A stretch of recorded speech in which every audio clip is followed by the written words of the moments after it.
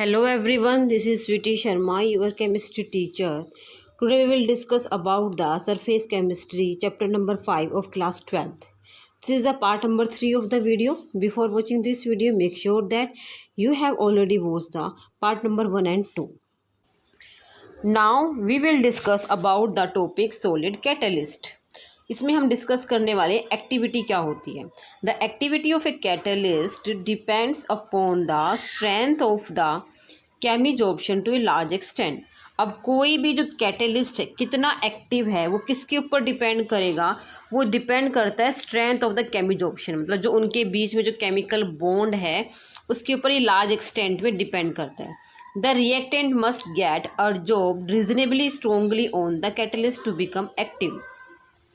अब यहाँ पर कोई भी जो रिएक्टेंट है उसको कैटलिस्ट का जो सरफेस है ना उसके ऊपर उसको स्ट्रोंगली अर्जॉर्ब होना पड़ेगा. अगर वो स्ट्रोंगली अर्जॉर्ब हो पाएगा तभी वो एक्टिव है. अगर वो मान लो यहाँ पे अर्जॉर्ब ही नहीं हुआ तो वो एक्टिव नहीं होगा. ठीक है. However they must not get adsorb so strongly that they are immobilised. लेकिन यहाँ पर फिर भी क्या बोल रहे हैं भाई, वो इतने भी स्ट्रॉन्ग ऑब्जर्व नहीं होते कि वो इमोबिलाइज मतलब मूव ही ना कर सके, मतलब उनकी में कुछ ना कुछ मूवमेंट तो होती है, मॉलिक्यूल्स मूव करते हैं. ठीक है. And the other reactants are left with no space on the catalyst surface for the adsorptions. यहाँ पे क्या बात बोल रहा है, लेकिन इसमें जो कुछ जो रिएक्टेंट होते हैं ना they are left with no space on the catalyst surface for the adsorption. मान लो ये है, यहाँ पे मेरे पास मान लो ए मॉलिक्यूल है और बी मॉलिक्यूल्स है, ये इसके ऊपर एडजॉर्ब हो गए. तो जो अदर रिएक्टेंट्स हैं इसके बाद जो आने वाले हैं तो उनके लिए यहाँ पे स्पेस नहीं बचता. It has been found that for hydrogenation reaction, जो हाइड्रोजनेशन रिएक्शंस होती है उसके अंदर जो catalytic activity increase from the group 5 to group 11. जो हमारा यहाँ पे 1 यहाँ 2 जो 3 से लेकर 11 तक. ठीक है. और फिर यहाँ पे 13 से लेकर 18 तक ये तो पी ब्लॉक के एलिमेंट हैं, ये हमारे एस ब्लॉक के एलिमेंट हैं. 3 से लेकर यहाँ अगर हम 12 की बात करें, यहाँ 12 तक हमारा डी ब्लॉक के एलिमेंट्स होते हैं. तो ये डी ब्लॉक एलिमेंट्स की बात कर रहा है जो इसमें कहाँ से ग्रुप 5 से लेकर 11 तक, ये मोस्टली इसके लिए एक्टिव होते हैं. ठीक है. ये एक्टिविटी को शो करते हैं. लेकिन इसके अंदर जो मैक्सिमम एक्टिविटी किसकी होगी, जो ग्रुप नंबर 7 से लेकर जो ग्रुप नंबर 9 के एलिमेंट हैं. देखो जो हमारा ग्रुप 7 है, जो ग्रुप मान लो यहाँ पे मेरे पास 5 में कौन सा आता है, वेनेडियम. ठीक है. Vanadium, chromium, manganese, iron, cobalt, निकल, कॉपर, ये हैं हमारे 5 से लेकर 11 तक के एलिमेंट्स. ठीक है. ग्रुप के एलिमेंट्स. अब इनमें क्या बोल रहा है, जो मेरा इस 7 से लेकर 7th 8th और ये 9th ये जो ग्रुप के एलिमेंट हैं ये ज़्यादा एक्टिव होते हैं. आपने देखा होगा जब भी हम कोई कैटलिस्ट वगैरह यूज़ करते हैं मोस्टली वो कौन से होते हैं, वो मेरे पास हमारे होते हैं मैग्नीज, आयरन और कोबाल्ट. जनरली हम इनको ही यूज़ करते हैं, इनकी एक्टिविटी सबसे ज़्यादा होती है. ठीक है. अब यहाँ पे रिएक्शन क्या बोल रहे हैं, जैसे H2 + O2 है. ठीक है. और यहाँ से मेरे को क्या मिल रहा है, H2O. यहाँ पे हम क्या कर रहे हैं, इसका हाइड्रोजनेशन कर रहे हैं. यहाँ पे जो हम कैटलिस्ट करेंगे ये वाले कैटलिस्ट मोस्टली यूज़ करेंगे, आयरन, निकल एंड द कोबाल्ट. इस तरह के जो कैटलिस्ट का हम यूज़ करेंगे. अब हम पढ़ने वाले हैं सिलेक्टिविटी. एक्टिविटी हमने पढ़ लिया, मतलब कोई भी जो हमारे पास रिएक्टेंट वगैरह है वो हमारा एक्टिव होना, एक्टिव कैटलिस्ट में हम यूज़ करते हैं. सिलेक्टिविटी का मतलब क्या है, the selectivity of a catalyst is its ability to direct a reaction to yield a particular product selectively.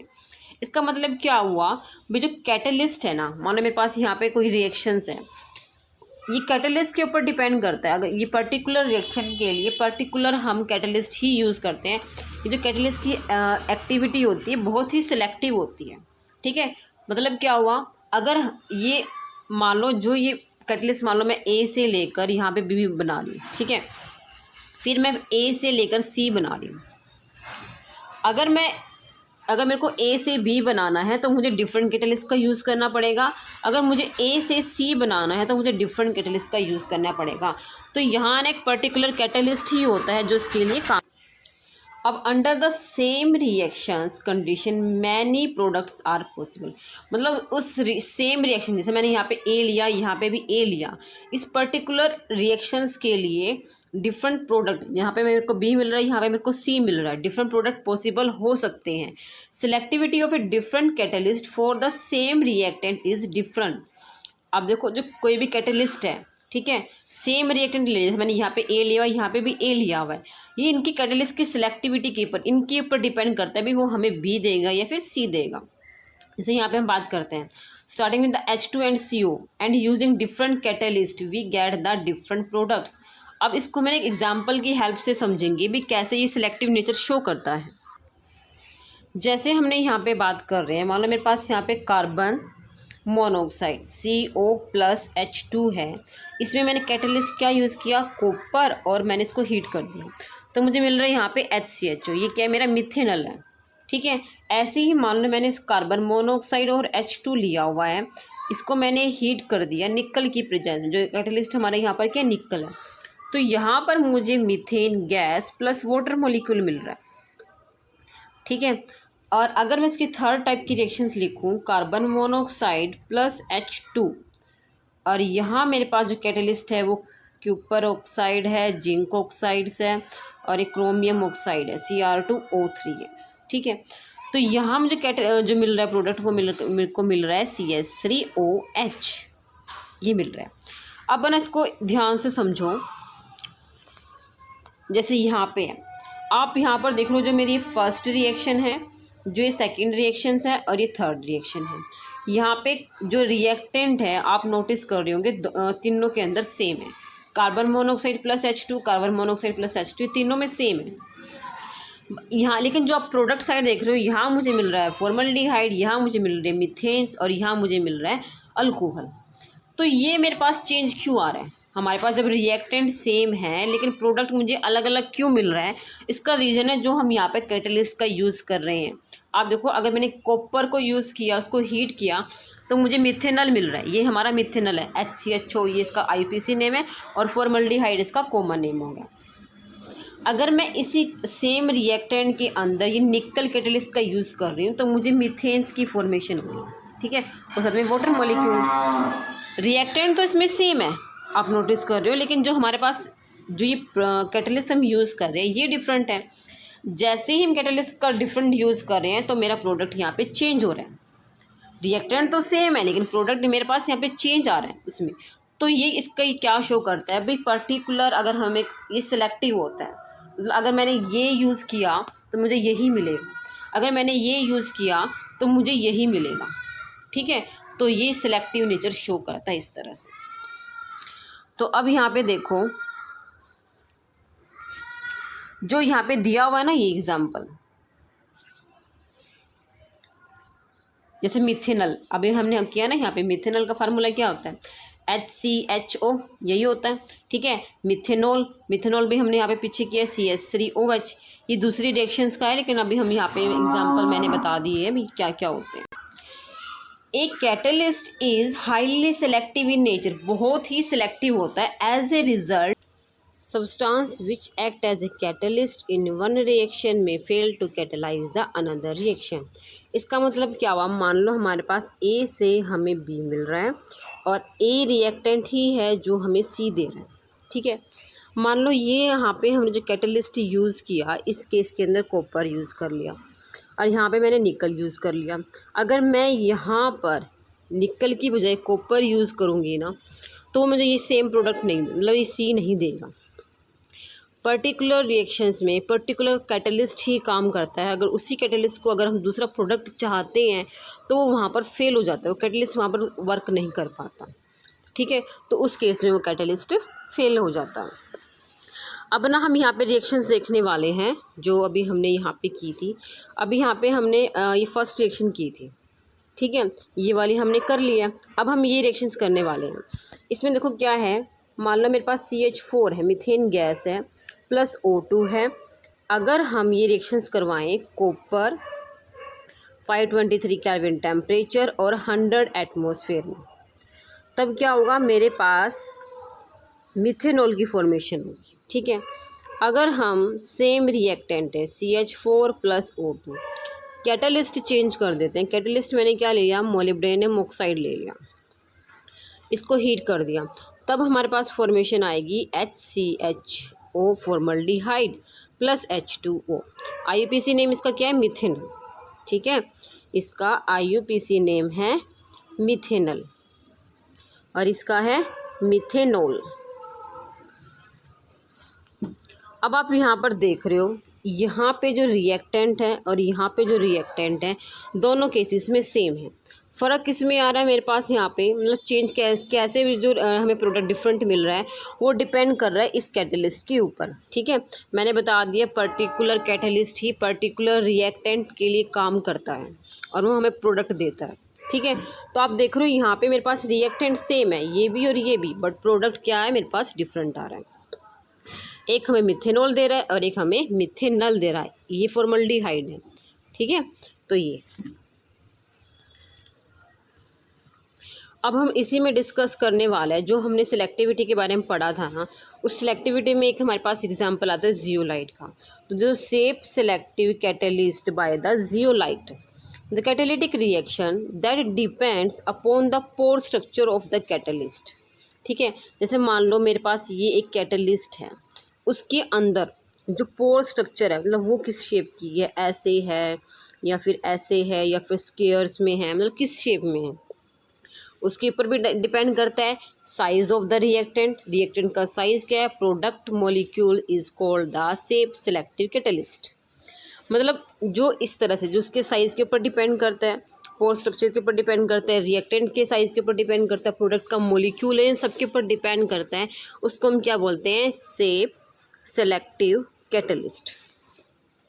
Zeolites इसका are good shape selective catalyst because of their honeycomb like structure. जो हमारा zeolites है, इसके जो structure, पोर की structures होती है ना, वो इस तरह से होती है, इस तरह, जिस तरह से हनीकॉम्ब का वो स्ट्रक्चर्स होती है, इस तरह से ये पैक्ड होता है। आपने कभी ये देखा हो तो उसमें एक तरह से हेक्सागन बने होते हैं इस तरह, तो इस तरह के शेप का होता है। They are microporous alumino silicates with 3 dimensional network of the silicates. इसके अंदर जो नेटवर्क होता है ना, मेनली किसका होता है, एल्यूमिनियम, ऑक्सीजन, सिलिकॉन, इस तरह का अरेंजमेंट होता है। ठीक है, जियोलाइट्स के अंदर ये when some silicon atoms are replaced by the aluminium atom, देखो जहाँ पे ये दिया हुआ ना ALOSI, तो इस तरह इसका एक नेटवर्क होता है, इस तरह स्ट्रक्चर इसका। The reaction taking place in a zeolite depend upon the size and the shape of the reactant and product molecule as well as upon the pores। मैंने बता दिया जो शेप सेलेक्टिव कैटलिस्ट होता है वो किस किस के ऊपर डिपेंड करता है, साइज़ के ऊपर, ठीक है, shape of the reactant and product, इन सब के ऊपर डिपेंड करता है, as well as the pores and the cavity of the zeolites, इसके ऊपर भी डिपेंड करेगा। They are found in the nature as well as synthesized for the catalytic selectivity. They are widely used in the petroleum industry for cracking the hydrocarbons। जो large number of hydrocarbons होते हैं उनकी cracking में हम इसका use करते हैं, mainly zeolites का। नेक्स्ट हम यहाँ पर डिस्कस करने वाले हैं enzyme of the mechanism of the enzyme catalyst. अब आपको पता है अभी हमारी बॉडी के अंदर भी एंजाइम्स होते हैं, वो किस तरह से फंक्शन करते हैं, क्या उनकी प्रॉपर्टीज़ होती है, किस किस फैक्टर के ऊपर डिपेंड करता है, अब हम यहाँ पे ये डिस्कस करने वाले हैं। There are a number of cavities present on the surface of the colloidal particles of the enzyme.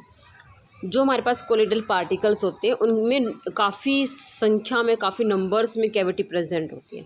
This cavity are of a characteristic shape and possesses the active groups. इनकी पर्टिकुलर शेप होती है, जैसे मैं कह दूँ यहाँ पे hexagon shape है या पेंटागन शेप है, ठीक है, स्क्वायर है, स्फीयर है या रेक्टेंगल है या फिर इस तरह से प्रेजेंट है, तो इनके ऊपर डिपेंड करता है, पर्टिकुलर शेप ही होएगी, कैरेक्टरिस्टिक शेप होएगी। एंड इनके अंदर एक्टिव ग्रुप कौन कौन से हैं, NH2, COH, SHOH, ये अमाइन ग्रुप है, ये कार्बोक्सिलिक एसिड है, ये थायोल है, ये अल्कोहल है, ठीक है। ये these are actually the active center on the surface of the enzyme particles। जो ये यहाँ पे हम ये ले रहे हैं, ठीक है, जो भी हम यहाँ पे कैटलिस्ट यूज़ कर रहे हैं ये क्या काम करते हैं, एक एक्टिव सेंटर की तरह काम करते हैं एंजाइम पार्टिकल के ऊपर। ठीक है, the molecule of the reactant, reactant यहाँ पे जो रिएक्टेंट मैं वर्ड बोल रही हूँ इसको जनरली हम सबस्ट्रेट भी बोलते हैं। ठीक है, रिएक्टेंट को हम सबस्ट्रेट से भी रिप्रेजेंट करते हैं, which have complementary shape fit into this cavity just like a key fit into a lock. On account of the presence of the active group, an activated complex is formed which then decompose to yield the product। जो ये मैंने mechanism की बात करी है, ये जो mechanism आप डायग्राम की हेल्प से अगर समझोगे तो आपको और ज़्यादा क्लियर होगा। ये हम डायग्राम में देखने वाले भी किस तरह से लॉक एंड की तरह काम करता है। तो देखो जो इसने रिएक्टेंट है, रिएक्टेंट को उसने सबस्ट्रेट एस से रिप्रेजेंट किया है, जो इंजाइम कैटलिस्ट है उसने इसको ई से रिप्रेजेंट किया है। ठीक है, अब यहाँ पर क्या होगा, ई प्लस एस इंजाइम और सबस्ट्रेट आपस में कंबाइन करेंगे और ई एस बना देंगे। ठीक है, इंजाइम आपको पता है यहाँ पे कैटलिस्ट की तरह काम करता है, और मैंने आपको पहले भी बताया है जो कैटलिस्ट का काम क्या था, खुद रिएक्शन में पार्टिसिपेट नहीं करता। ठीक है, लेकिन रिएक्शन के रेट को इफेक्ट करता है, उसके रेट को इंक्रीज या डिक्रीज करता है। तो यहाँ पे ई प्लस एस है, यहाँ पे मेरे पास एक इंटरमीडिएट बनेगा, ई एस का बनेगा, कॉम्प्लेक्स बनेगा, जो आगे फर्दर डिकम्पोज हो जाएगा। किस में बनाएगा, क्या बनेगा मेरे पास, ई प्लस पी, जो आपको लास्ट लाइन लिखी हुई थी ना वहाँ पे भी, वो डिकम्पोज होकर हमें प्रोडक्ट देता है और कैटलिस्ट मेरी रिफॉर्म्ड हो जाता है। तो यही सेम बात है यहाँ पे। अब वहाँ पर ना एक वर्ड यूज़ किया गया था, लॉक एंड की। ठीक है, अब ये लॉक एंड की क्या होता है, जो ये आप डायग्राम देख रहे हो, ये वाला डायग्राम, इसको हम बोलते हैं लॉक एंड की मॉडल। ठीक है, जैसे आपको पता है अभी हमारे पास कोई पर्टिकुलर जो लॉक होता है उसके लिए पर्टिकुलर की ही काम करती है। ठीक है, इसके लिए जो की बनी होती है वो पर्टिकुलर ही बनी होती है। अब ये तो है नहीं भाई हम कोई भी की लेंगे और उस लॉक के अंदर फिट हो जाएगी, वो उसको ओपन कर दिया, ऐसा तो कुछ है ही नहीं। तो यहाँ पर क्या बोलता है अभी, जो इंजाइम कैटलिस्ट होते हैं ये कैटलिस्ट की तरह काम करते हैं। जो रिएक्टेंट है वो सबस्ट्रेट है, ये इनकी पर्टिकुलर एक फिक्स शेप होती है। ठीक है, जैसे मेरे पास यहाँ पे इंजाइम ई है और ये मेरे पास एस है। आप यहाँ पर देख रहे हो जिसकी जो शेप है ना सबस्ट्रेट की, वो इस तरह से है, ये शेप है। और यही जो मेरे पास ये इंजाइम है ये आपको एक की तरह दिखाई दे रहा होगा, ये इस तरह। ठीक है, तो यहाँ पे कहने का मतलब क्या है कि भाई जो इंजाइम है और जो सबस्ट्रेट है इनकी एक फिक्स्ड शेप होती है, ये उस कैविटी के अंदर ही फिट होते हैं। ठीक है, मान लो इसकी कैविटी ऐसी इस शेप की है तो इसकी कैविटी भी इस शेप की होगी, तभी इसके अंदर फिट होगा। ठीक है, और ये इंजाइम सबस्ट्रेट इस तरह से पहले कॉम्प्लेक्स बनाएंगे, फिर यहाँ पे जो इंजाइम है वो अपना काम करेगा, फंक्शन करेगा और वो सेपरेट हो जाएगा और यहाँ पे हमें प्रोडक्ट की फॉर्मेशन होगी। देखो इसी मैकेनिज़्म के ऊपर है ना जो हमारे ड्रग्स वगैरह होते हैं, जो ड्रग्स मतलब एज ए मेडिसिन जो हम यूज़ करते हैं वो भी इसी तरह काम करती हैं। वो जो जिस सबस्ट्रेट के ऊपर काम करना होता है ना वो उसी सबस्ट्रेट के ऊपर काम करती है। काम करने के बाद, अपना काम करने के बाद वो एंजाइम अलग सेपरेट हो जाता है, हमें प्रोडक्ट मिल जाते हैं। ठीक है, तो मेडिसिन जो ड्रग्स जिसको हम बोलते हैं वो भी इसी के ऊपर काम करती है।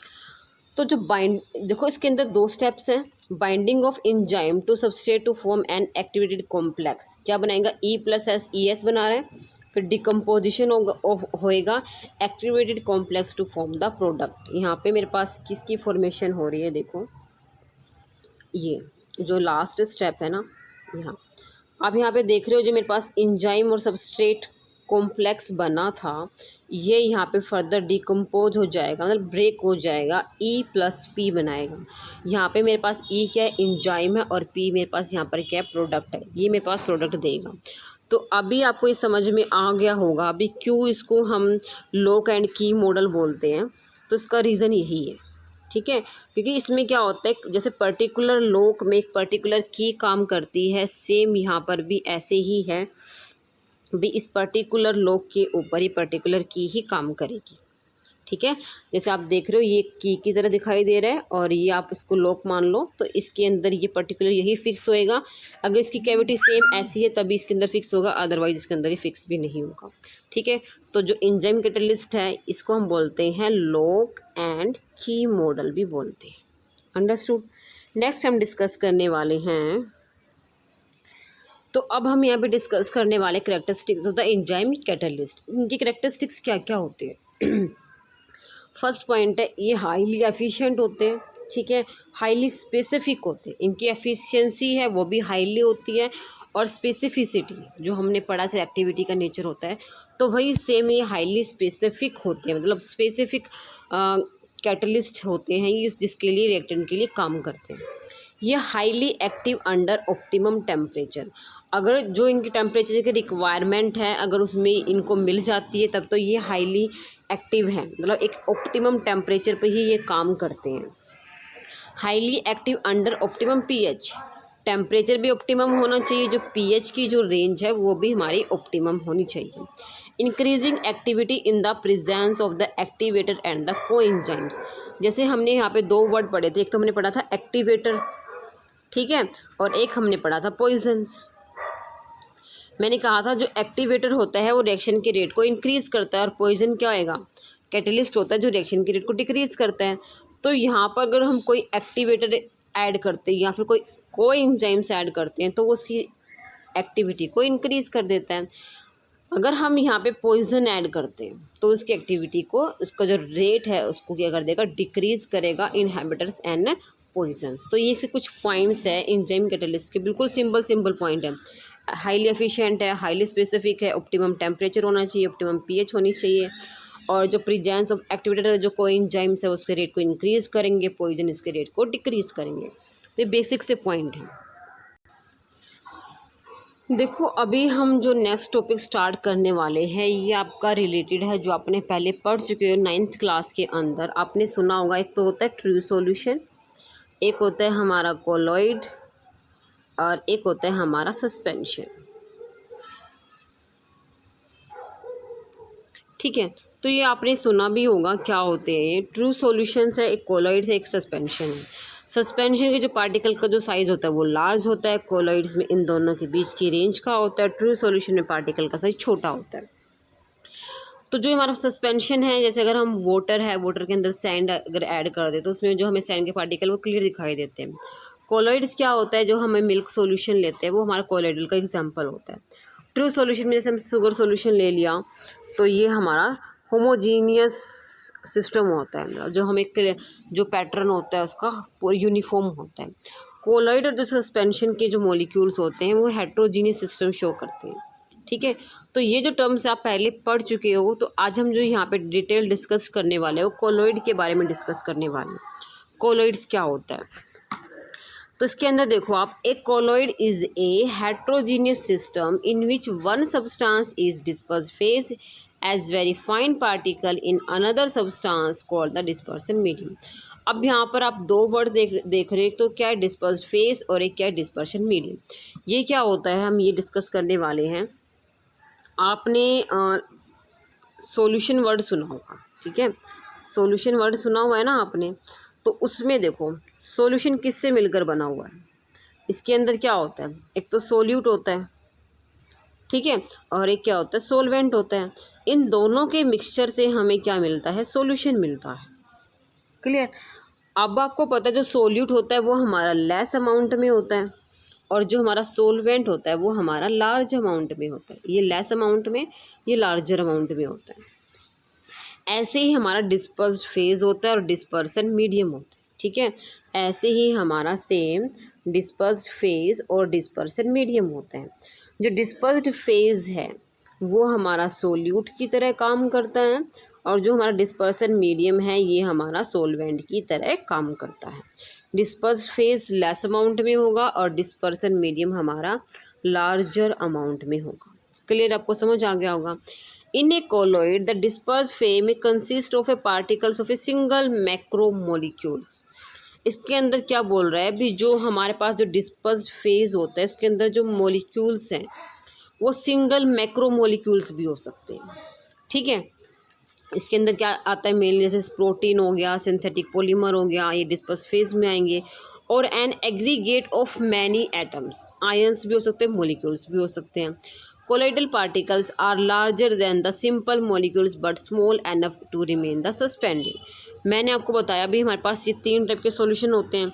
तो क्या बोल रहे हैं भाई, जो हमारे पास ट्रू सॉल्यूशन होता है या जो सिंपल मॉलिक्यूल्स होते हैं उनसे तो लार्जर होते हैं, लेकिन जो सस्पेंशन होता है ना, सस्पेंशन के कंपेयर में ये हमारा कैसा है, स्मॉल है। ठीक है, स्मॉल होता है। तो ये पॉइंट आपको सारे समझ में आ गए होंगे। अब हम नेक्स्ट डिस्कस करते हैं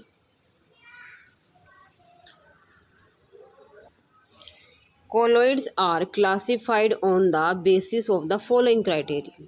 इसको 3 तरह की क्लासिफिकेशन इसमें मेनली डिस्कस की गई है। फर्स्ट जो क्लासिफिकेशन है, physical state of the dispersed phase and the dispersion medium.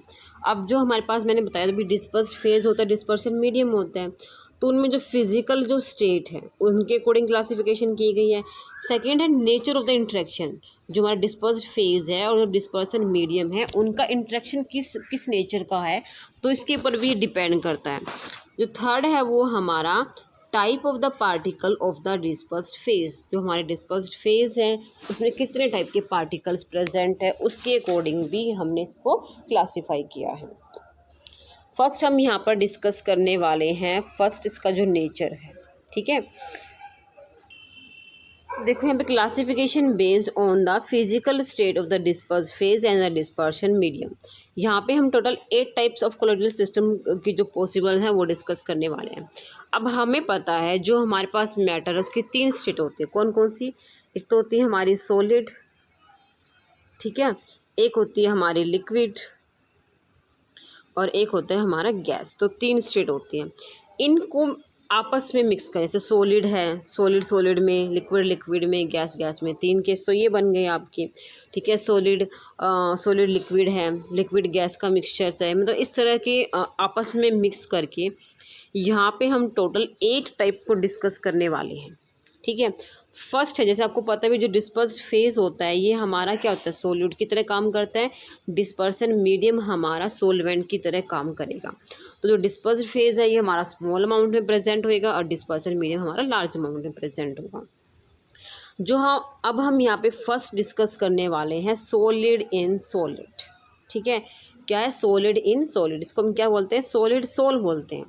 इसके अंदर क्या आते हैं? सम कलर्ड ग्लासेस आएंगी या फिर जो जेम स्टोन्स होते हैं, जब जो राशि वाले स्टोन्स वगैरह होते हैं ना, तो जनरली इसके अंदर आते हैं। फिर है नेक्स्ट है सॉलिड इन लिक्विड, मतलब सॉलिड कम अमाउंट में है, लिक्विड ज़्यादा अमाउंट में है, तो उसको हम क्या बोलते हैं? सोल, ठीक है। जो पेंट्स होते हैं, सेल्फ फ्लूइड्स होती हैं, वो एग्जाम्पल्स आ जाएंगे। नेक्स्ट है हमारा सॉलिड इन गैस, मतलब सॉलिड कम अमाउंट में, गैस ज़्यादा अमाउंट में। देखो यहाँ पे तीनों कॉमन है, सॉलिड सॉलिड हमने ले लिया, पहले सॉलिड सॉलिड के अंदर, फिर सॉलिड लिक्विड के अंदर और फिर क्या है? सॉलिड गैस के अंदर। अगर हमारा डिस्पर्स फेस है, सॉलिड की तरह काम करता है, डिस्पर्सन मीडियम गैस की तरह काम करेगा, तो एरोजोल होएगा ये। इसका एग्जांपल कैसे होता है? जैसे स्मोक है, डस्ट है, ठीक है। जो स्मोक और जो डस्ट होते हैं उनके अंदर क्या होता है भी, जो लार्ज अमाउंट में तो हमारे गैस होते हैं और कम अमाउंट में हमारे कुछ सॉलिड के पार्टिकल्स होते हैं, इसको हम क्या बोलते हैं? एरोजोल बोलते हैं। नेक्स्ट है, अब हम लिक्विड की 3 टाइप को डिस्कस करने वाले हैं। सबसे पहले हम डिस्कस करने वाले हैं liquid in the solid. Liquid कम अमाउंट में, सॉलिड ज़्यादा अमाउंट में, ठीक है। तो उसका एग्जांपल क्या है? जेल। जेल वर्ड तो आपने सबने सुना होगा, ठीक है। जैसे चीज़, बटर है या फिर जो जेलीज होती है, तो उसके अंदर क्या होता है? सॉलिड तो उसके अंदर ज़्यादा अमाउंट में होता है और जो लिक्विड है वो कम अमाउंट में प्रेजेंट होता है। नेक्स्ट है लिक्विड इन लिक्विड। ये क्या होता है? इमल्शन। इसका एग्जांपल आपने सबने सुना हुआ है, लिक्विड इन लिक्विड। देखो मिल्क होता है, जो उसके अंदर मिल्क के अंदर जो हमारा जो वाटर होता है ना, वो लेस अमाउंट में होता है, वो हमारा डिस्पर्स्ड फेज की तरह काम करेगा, ठीक है। और जो बाकी वो हमारा डिस्पर्सन मीडियम की तरह काम करेगा। जैसे हेयर क्रीम है, तो इसके अंदर एग्जांपल आते हैं। जैसे लिक्विड इन गैस है, ठीक है, लिक्विड कम अमाउंट में, गैस ज़्यादा अमाउंट में, तो उसको बोलते हैं एरोजोल। एक एरोजोल हमने यहाँ देखा था, एक था सॉलिड इन गैस और लिक्विड इन गैस, मतलब सॉलिड और लिक्विड डिस्पर्स फेज की तरह काम करें और ये हमारा मीडियम डिस्पर्सन जो मीडियम है वो गैस की तरह काम करेगा, तो एरोजोल बनाएंगे। इसका एग्जांपल क्या है? Fog, mist, clouds, insecticide spray, ठीक है। तो ये किसके एग्जांपल है? लिक्विड इन गैस के। नेक्स्ट है हमारा 7th पॉइंट। अब हम गैस को डिस्कस करने वाले हैं, ठीक है। Gas in the liquid and gas in the solid, ये हम डिस्कस करने वाले हैं। तो 7th है हमारा गैस इन द सॉलिड, तो उसको हम क्या बोलते हैं? सॉलिड सोल बोलते हैं। देखो सॉलिड सोल एक वर्ड यहाँ पर भी आया है और एक वर्ड यहाँ पर भी आया है। तो सॉलिड सोल क्या होती है, जनरली इसमें क्या होता है, सॉलिड और गैस ये डिस्पर्स्ड फेज की तरह काम करेंगे और जो हमारा सॉलिड है डिस्पर्सन मीडियम की तरह काम करेगा। तो इसके एग्जांपल क्या, प्यूमिक स्टोन्स हो गया, फोम रबड़ हो गई, ठीक है, जो फोम की रबड़ आती है वो उसके एग्जाम्पल हो गए। नेक्स्ट है गैस इन लिक्विड, ये क्या होता है, फोम, जैसे फ्रोथ है, विप्ड क्रीम है, सोप लेदर है, ठीक है, तो ये इसके अंदर एग्जांपल आते हैं। अब आपके क्वेश्चन में आपके माइंड में एक क्वेश्चन आना चाहिए, भाई हम यहाँ पे ए टाइप सी क्यों डिस्कस कर रहे हैं। भाई जैसे हम सॉलिड को एक बार मैं पहले जहाँ उसको क्लियर कर देती हूँ सारा, फिर उसके बाद मैं बताने वाली हूँ। ये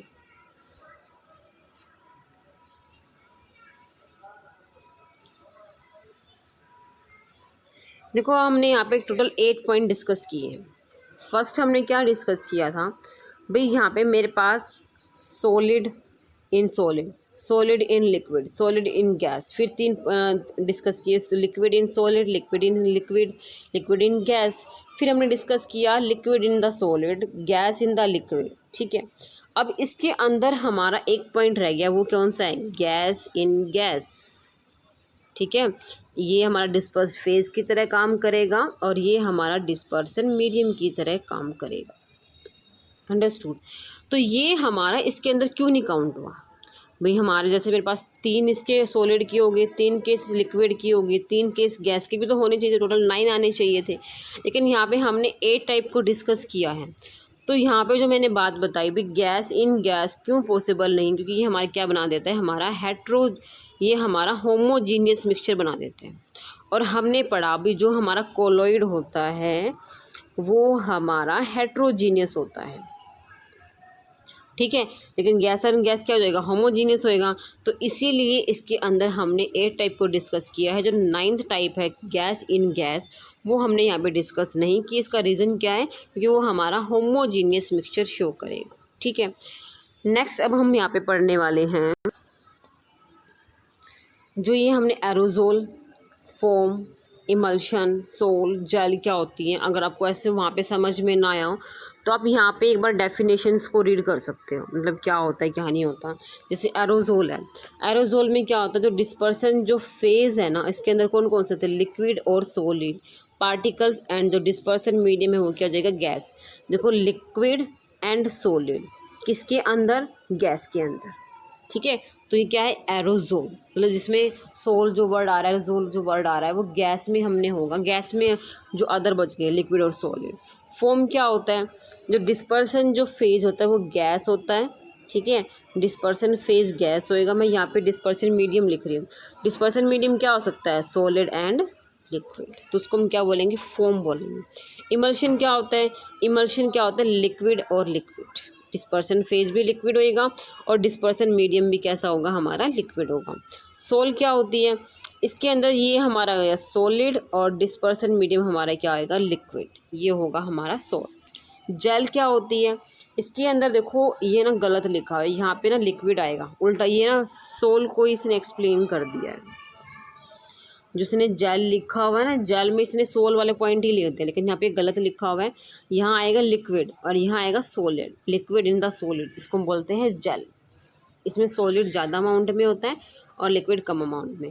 सॉलिड सोल क्या होती है, solid sol is a colloidal system we have the dispersed phase, ये तो क्या आएगा सॉलिड, और डिस्पर्सन मीडियम क्या आएगा, is another continuous solid. Solid अगर सॉलिड के अंदर है तो क्या है, सॉलिड सोल का एग्जाम्पल, सॉलिड सोल को है। तो ये कुछ टर्म्स थी जो आपको, अगर आपने वैसे तो ये वहाँ पे हमने पीछे डिस्कस कर लिए हैं, लेकिन फिर भी किसी को कुछ डाउट है भी क्या होता है, तो वही सेम पॉइंट मैंने यहाँ पे डिस्कस कर दिए भी ये चीज़ क्या होती है।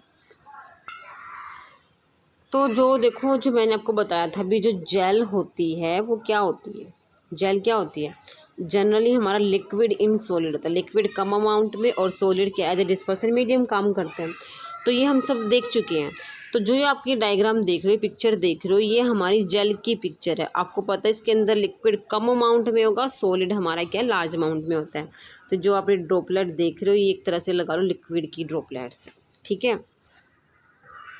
जो जेल होती है एक्चुअल में ऐसी दिखाई देती है, ठीक है, ये आपने सबने इसको देखा भी हुआ है, यूज़ भी करते हैं, ठीक है।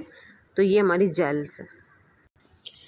अब हम जो सेकेंड जो क्लासिफिकेशन करने वाली है वो क्या है, classification based on the nature of the interaction, किस किस के बीच में disperse phase and the dispersion medium.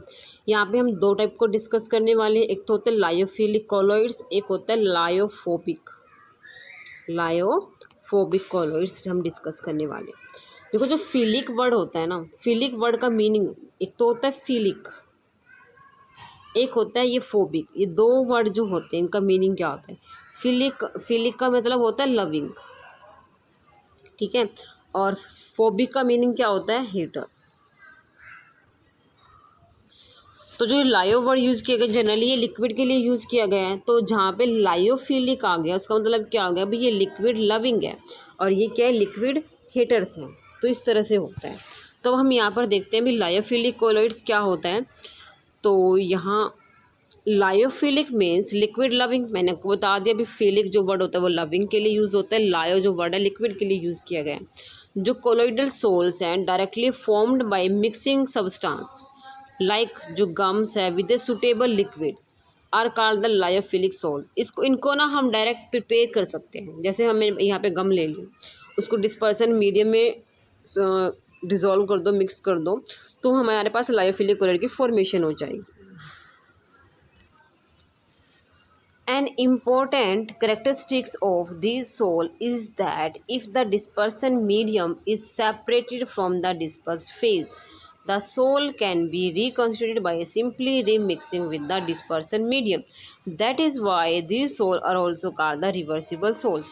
अब यहाँ पर इसका मतलब क्या है, जैसे मान लो मेरे पास डिस्पर्स्ड फेज है, एक डिस्पर्सन मीडियम है, ठीक है, इन दोनों को मैंने मिक्स कर दिया, मिक्सिंग से हमें सॉल्यूशन मिल जाएगा। अगर इसको मेरे को अलग करना है, मतलब डिस्पर्सन फेज को अलग सेपरेट करना है, इसको अलग सेपरेट करना, तो सेपरेट हो जाएंगे, ठीक है, मान लो इवेपोरेशन से ही हम कर रहे हैं। तो अगर हम ये सेपरेट हो जाएंगे और इसको हम दोबारा मिक्स करते हैं तो दोबारा रीमिक्सिंग भी इनकी पॉसिबल है। तो यहाँ पे मान लो मेरे को ये मिल गया, रिएक्टेंट से प्रोडक्ट मिल रहा है, प्रोडक्ट से हमें दोबारा रिएक्टेंट मिल जाता है, तो एक तरह से रिवर्सिबल का काम कर रहा है, तो इसलिए हम क्या बोलते हैं, रिवर्सिबल सोल्स भी बोलते हैं।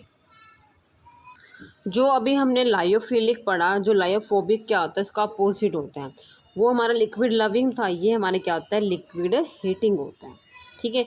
इसके अंदर जनरली क्या आते हैं, सब्सटेंस लाइक मेटल हो गया, सल्फाइड्स हो गए, ठीक है। अगर इनको हम सिंपली मिक्स करें डिस्पर्सन मीडियम में, do not form the colloidal sol. जैसे मैंने आपको वहाँ बताया था डिस्पर्स फेज्ड और डिस्पर्सन मीडियम को अगर हम सिंपल मिक्स करें, डिस्पर्सन मीडियम इनको मिक्स करें तो हमें कोलोइडल सोल की फॉर्मेशन हो जाएगी। बट इसके अंदर ऐसा नहीं है, अगर मैं डिस्पर्स्ड फेज और डिस्पर्सन जो मीडियम है इनको अगर हम शेक वगैरह करते हैं या फिर मिक्स करते हैं तो हमें कोलोइडल सोल की फॉर्मेशन नहीं होगी, ठीक है। There colloidal sol can be prepare by the special method. इनको प्रिपेयर करने के लिए हम स्पेशल मेथड का यूज़ करते हैं, जो अब हम आगे पॉइंट डिस्कस करें, मतलब आज की वीडियो में नहीं है, जो हम लेटर वीडियो डिस्कस करेंगे वहाँ आपको बताऊंगी भी कौन कौन से इसके मेथड होते हैं। Such sols are called the lyophobic sols. These sols are readily precipitated on the addition of the small amount electrolytes. अगर उसके अंदर हम इलेक्ट्रोलाइट को ऐड कर दें, अगर हीटिंग कर दें या फिर बाय शेकिंग कर दें, and hence are not stable, ठीक है। इसके अंदर क्या होता है, अगर मान लो हमने मिक्स कर दिया तो हमारे पास में एग्रीगेट्स बन, प्रेसिपिटेट बन जाएंगे, ठीक है। जैसे मान लो मैंने मिक्स किया तो इनके अंदर इस तरह से ना पार्टिकल्स बन जाते हैं, इस तरह प्रेसिपिटेट बन जाएंगे, ठीक है। अगर इसको हम फर्दर वंस प्रेसिपिटेट, अगर हम ये प्रेसिपिटेट एक बार फॉर्म होंगे, they do not give back the colloidal sol by the simple addition of the dispersion medium. अगर हमें एक बार ये मिल गई तो ये दोबारा इसको अगर हमने बनाना चाहें, ठीक है, तो वो हमें फॉर्म नहीं होंगे सिंपल एडिशन से। And these sols are also called the irreversible sol. जैसे वहाँ पर हमें उसको सेपरेट किया था, दोबारा उनको ऐड किया, हमें वो ऑब्टेन्ड हो गया, बट इस केस के अंदर ऐसा नहीं होता, ठीक है, अंडरस्टूड। अब हम यहाँ पर लायोफिलिक कोलोइड्स और लायोफोबिक कोलोइड्स इनके बीच में डिफरेंस डिस्कस करने वाले हैं। फर्स्ट देखो यहाँ पे लायोफोबिक लिखा हुआ है ना, यहाँ पे लायोफिलिक आएगा, ठीक है, इसको करेक्ट कर लेना। लायोफिलिक जो कोलोइड्स है आर सोलवेंट लविंग कोलोइड्स, मतलब ये क्या होता है, सोलवेंट लविंग होते हैं, लेकिन ये क्या होते हैं, सोलवेंट हीटिंग होते हैं। ठीक है, ये क्या होता है, थर्मोडायनेमिकली स्टेबल होते हैं, लेकिन ये क्या होते हैं, अनस्टेबल होते हैं। Precipitation in the lyophilic sol is a reversible process. हमने पढ़ लिया अभी क्या होता है, रिवर्सिबल प्रोसेस शो करता है, लेकिन ये हमारा कैसा प्रोसेस शो करेगा, इरिवर्सिबल प्रोसेस शो करेगा। इनके बीच में क्या होती है, there is a strong attraction force between the colloids and the liquid. इनके अंदर जो लायोफिलिक होता है, कोलॉइड्स के अंदर और हमारा लिक्विड के अंदर स्ट्रॉन्ग फोर्स ऑफ अट्रैक्शन होता है, लेकिन इनके अंदर कम होगा। ये लिखा भी हुआ, there is a less or the no attraction between the colloids and the liquid. देखो इसके अंदर नेक्स्ट पॉइंट है हाई विस्कस। अपने विस्कोसिटी वर्ड तो सुना हुआ है ना, विस्कोसिटी क्या होता है, एक तरह से कोई भी जो लिक्विड है, लिक्विड की जो फ्लो उसका रेजिस्टेंस करते हैं, उसको हम क्या बोलते हैं, विस्कस बोलते हैं, विस्कोसिटी हो जाएगा। तो इनकी हाईली विस्कस नेचर शो करते हैं, have the same viscosity as the solvent. मतलब जितनी सोलवेंट की विस्कोसिटी होती है उतनी सेम शो करेगा, ये कम में ज़्यादा शो नहीं करता, लेकिन ये हाईली विस्कस होता है। फॉर्म ए लायोफिलिक सोल, यहाँ पर हमें लायोफोबिक सोल मिल जाएगी, बिल्कुल इजी पॉइंट है। इसको हम क्या बोलते हैं, देखो अगर ये वाटर हो ना हमारे पास सोलवेंट, मैंने कहा जो सोलवेंट है, अगर जो उसको हम वाटर ले लें, ठीक है, H2O ले लें, तो ये इसको हम क्या बोलते हैं, हाइड्रोफिलिक। ठीक है, तो ये हमारा हाइड्रोफिलिक कोलेड हो जाएगा। अगर इस केस में अगर हम बात करें, नोन एज द हाइड्रोफोबिक। ठीक है, अगर हमारे पास जो सोलवेंट है वाटर हो जाए।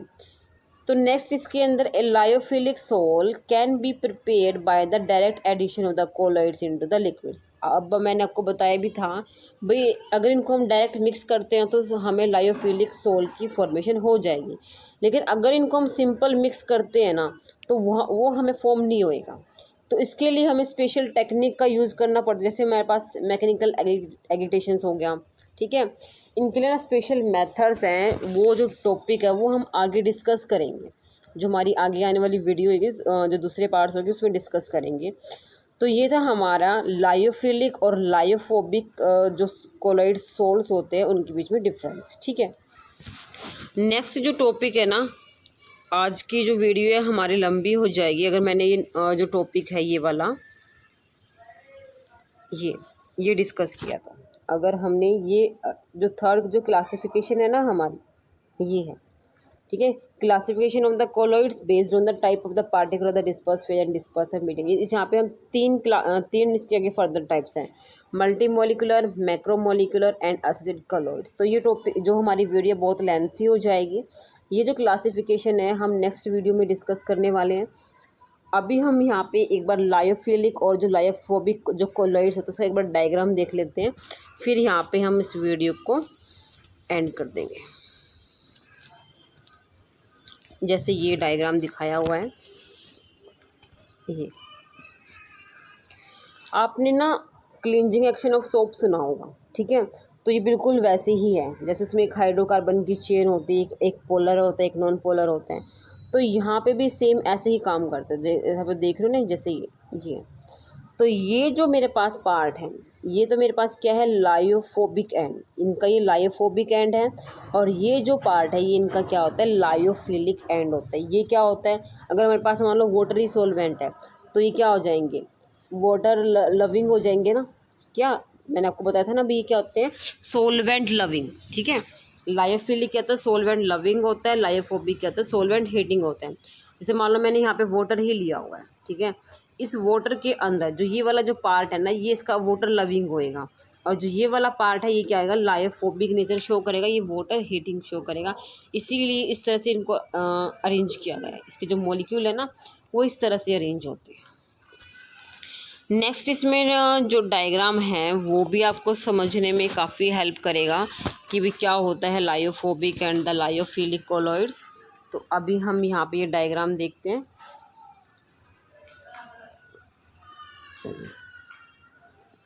तो ये देखो, जैसे मान लो मेरे पास ये है, ठीक है, इसके सराउंडिंग में आप देख लो वाटर मॉलिक्यूल प्रेजेंट, तो उसका मतलब क्या हुआ, भी वाटर लविंग नेचर शो कर रहा है, तो ये क्या है हमारा लायोफिलिक कोलॉइड्स। ठीक है, ये आपको ये इस तरह से अरेंज कर लेते हैं सर्कुलर मोशन में। ठीक है, ऐसी जो ये है यहाँ पे कोई भी वाटर लविंग तो यहाँ पे शो नहीं हो रहा कि यहाँ पे इसके सराउंडिंग में कोई भी वाटर मॉलिक्यूल प्रेजेंट नहीं है। तो ये क्या होता है, लायोफोबिक कोलॉइड्स होता है। मैं यहाँ पे वाटर का एग्जांपल ही बार बार क्यों ले रही हूँ, क्योंकि वाटर को सब फैमिलियर है, ये सबको पता है वाटर कैसा होता है, क्या उसका नेचर होता है, क्या उसकी स्ट्रक्चर होती है, पोलर होता है या नॉन पोलर, मतलब सबको पता है ये बात, ठीक है। तो इसीलिए मैंने यहाँ पे जो एग्जांपल डिस्कस किया है वो वाटर को रिलेट करके किया है। जो लायोफोबिक कोलॉइड्स होता है इसके सराउंडिंग में हमें वाटर मॉलिक्यूल नहीं दिखाई देंगे, ठीक है। तो ये क्या होता है, लायोफोबिक कोलॉइड्स, और ये मेरे पास क्या है, लायोफिलिक कोलॉइड्स। आज हम यहाँ पे इतना ही डिस्कस करेंगे। जो हमारा थर्ड जो क्लासिफिकेशंस हैं वो हम नेक्स्ट वीडियो में डिस्कस करेंगे, क्योंकि अगर हमने इसके 3 पॉइंट हैं, ठीक है, 3 पॉइंट वो बहुत लेंथी हैं, क्योंकि उसमें आगे जो हमारे पास एग्रीगेशंस हैं उसमें जो मिसल्स वगैरह है, cleansing action of the soap है, वो हम डिस्कस करेंगे। तो ये वीडियो बहुत लंबी हो जाएगी। आज के लिए हम इतना ही करते हैं। Thank you so much. Thank you so much for watching the complete video.